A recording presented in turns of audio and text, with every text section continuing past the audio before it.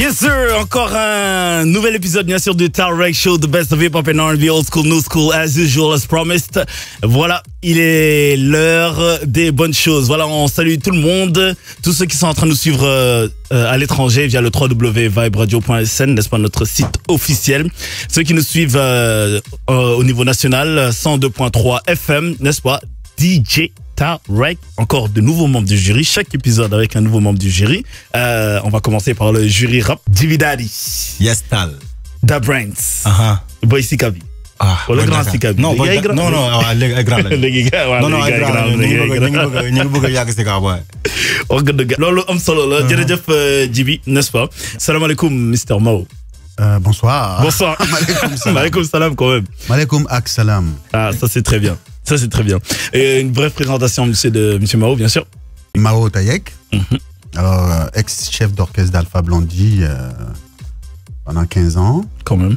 Voilà, et je suis arrangeur de nombreux musiciens, chanteurs, chanteuses un peu partout dans le monde. Ok. Et puis les dernières 5 années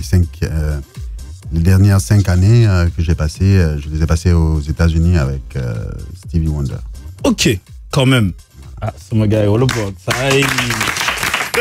Merci. Merci Mao, membre du jury ce soir, n'est-ce pas? Catégorie chant, Djiby Daddy catégorie rap. Aujourd'hui, première partie catégorie rap. Mr. Dra, quand tu es prêt? Yeah, you better know dama better melokaan ba fuñ ma seen taw ki la jaay ba nga dugg ma ne firé na ba daw yaa fa des di jaay pro ma ndiga doo raw romo na ma ay ngay say ni ku ñu kal bum si baata maay firé me naw sim nga léegi dama gën a sekk na ma tuma dara ba kenn duma ñeme jege dafa guma dara ta melo mari yëpp nagu sama mën a ay ndiga jëlal sa pëne dafa kër moytul dra mene mi joggi la ana ku ñu ñame ne ko ma ak si gaw dina xam ne ñun ñëpp danga suñu mën a përa ni ma maa dàkk rap si aduna bi jaru ngay tëb di daal ni bulu babi topp ñu si géeju rap di nga labi sama vie may muur leen su rap bi nga def sori nga bëgg a teem te mën a jox melo maa ne lu ñu mën a cons lu tax bul toog ba yegg si fii sara boo xobee daas du la gën a dee ngay fii la sama entourage sama niveau dafa gën a kawe ana ku ma mën a tee te ku ma tere ma digga kaay bëre da nga doon benn satan wala nga rafi ba 100 ans du tàngal damande de seul temps moo jox su rab bi fin temps waaw kuma Le nouveau son. Ah, sama gars yi mer nañ Xëj na Hustler, quand tu es prêt? Yo tey ma kafati maak tëjati ngaame nga xam ni maa fi mën kuy laaj ca punchline yu xapati maan xamal ni maa ngi man tàkk dootul faaya man feu de Bruce Diamond soppi sa rappeur Rihanna muy shine like a diamond that's real hip hop jëmpal comme Jinkop dëkkee def ay son yu lourd te rëyuma comme Rick Ross bind ba tol ni big boy yoroo bit nga beatbox rabaguma doon buur bàyyil ma break loo sa b-boy yaa ngi affiche live te doo ko def mel ni seen TV yaa gatakale fight danga nga dof soo may seen tuufi sax ma mel ni seen tuflit xamal ni sama game du fi gal seen ñi fi mën a rap tuuti waaye kenn du kii ba may bëre ngem mboogo ku ma sóoru dem ardo léegi ko jug gàddu microphone ndaxte gem beebo rap bu amul nandite tangaa kayee ëpp seeri nga ne yaa koy pëndal xanaa si bal pu seeri maay sa per si concert yi di la werta doo weri wëri ko si naaj bu tàngay teg sa caan di koo jëri mérite la du loo tëri répété ba doo tëri wax jee bëri ba may raam ngay teg sa waan di koo xeli joxe lépp anaa lu des nag doxe fépp ka daagu des na yokko xel ndax naagu wees na xel rek ndax ndaali fees na gis naa gis ndiga si bi des sama des la ñuy teg di ko lee xas ko ga trapos ngay ne kenn ki contest kantes ne sim ne yes I know I'm the best. Première épreuve catégorie rap, voilà. Djiby Daddy ou Mao, si on peut avoir un thème. ñu rap ci cumbukaay. Skik.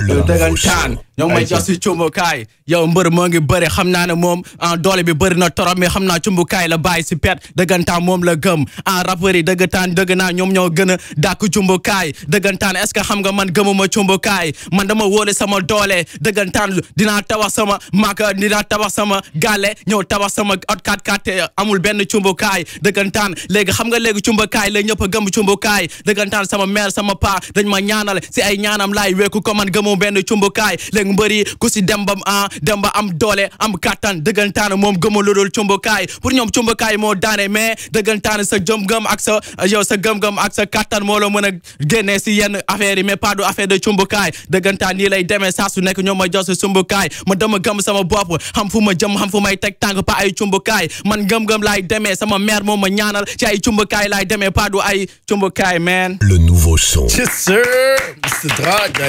jaajëf. Alors, il va rappeler sur les violences faites aux femmes. Ok. Le nouveau son. Aïcha.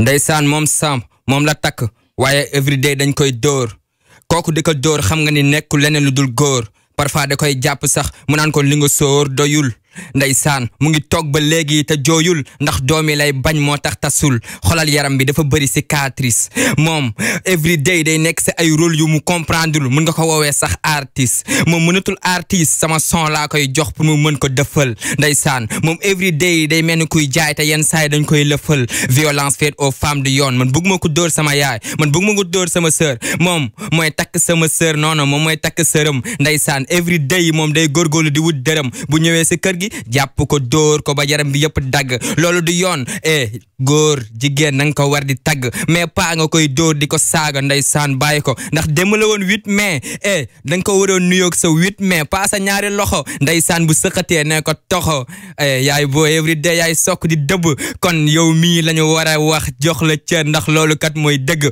waroo dóor jigéen dee ko raay waroo dóor jigéen bu muuriwul sax jox ko mu muuraay bul dóor jigéen ndax kooku noonu moo lay fekk si néeg di la jox ay cuuraay bu ko dóor waay faal bu ko dóor mu ni Le nouveau son. Lolo amna solo. Félicitations aux deux artistes bien sûr. Dra sont 29 et Rush the Hustler sont 30. On les félicite encore. N'oubliez pas que c'est vous qui faites la différence, vous qui êtes chez vous avec les votes, n'est-ce pas? Donc n'oubliez pas de voter pour ces artistes pour les donner plus de chances d'avancer parce que quand c'est serré, quand ils sont ex-aequo, c'est les votes qui les départagent. Voilà, avec bien sûr le son 31 qui nous vient de Chess, Myriam, n'est-ce pas? Donc quand elle est prête, première épreuve. Tai la tai, bas bile exina. Tai la tai, lima don khari exina. Mangi joy, mangi ready stressy. Lep nach bagel, ama tulolom desel. Wallahi, dinamat sa sokhna au. Dinamat sa sokhna au.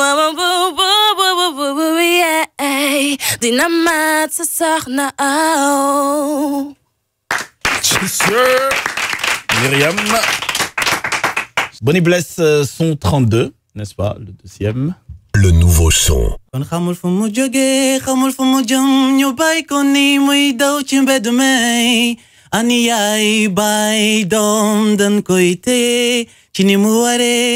Bul ko liggéeyloo nang ko toppatoo ngir ëllëg mu doon ku ñuy toppandoo les droits de l'enfant c'est très important les droits de la femme qui est notre mère jigéen suñu chéri jigéen suñu sœur yërëm leen jigéen bu leen ko di dóor nawle la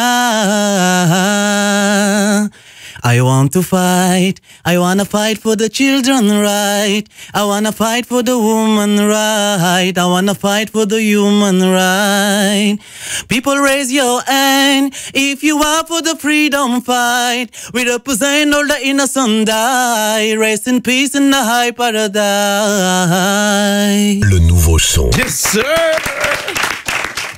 N'est-ce pas? Jibi. ma jox ko tem la Myriam loo xalaat rek Makeba dellu retour quoi delluwaat si retour Mangi fàttaliku sama démb mangi dox di dem teewul yenn saa yi mbir yi metti lool nga wara dellu fi nga jóge woon teewul dara duma mësate I will fight till my last breath teewul dara duma tere dem kanam I'm gonna do my best to reach my aims so I'll never get back, yeah. You can wait, you'll never see it back. Le nouveau son. Alors, qu'il nous parle un peu de, je sais pas, l'environnement, chante sur l'environnement. Voilà, la terre, Bonnie Bless, au Barna. waxal ci environnement bul sànni sa mbalit walaay mbedd mi ñoo ko moom bul ko di tilimal wareef la waay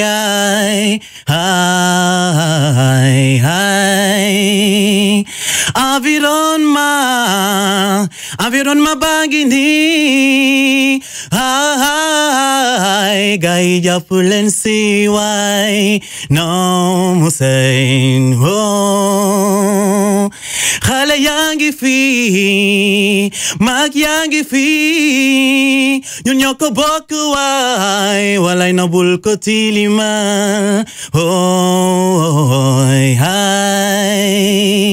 c'est le gouvernement ñoom nañ ci jàpp waay buñ ko di tilimal walay mbedd mi mbedd bu Le nouveau son. What's up? C'est bien, c'est bien. Il y a du niveau quand même. Il y a du niveau, il y a du niveau. Ils ont du talent. Et ils prennent des risques quand même.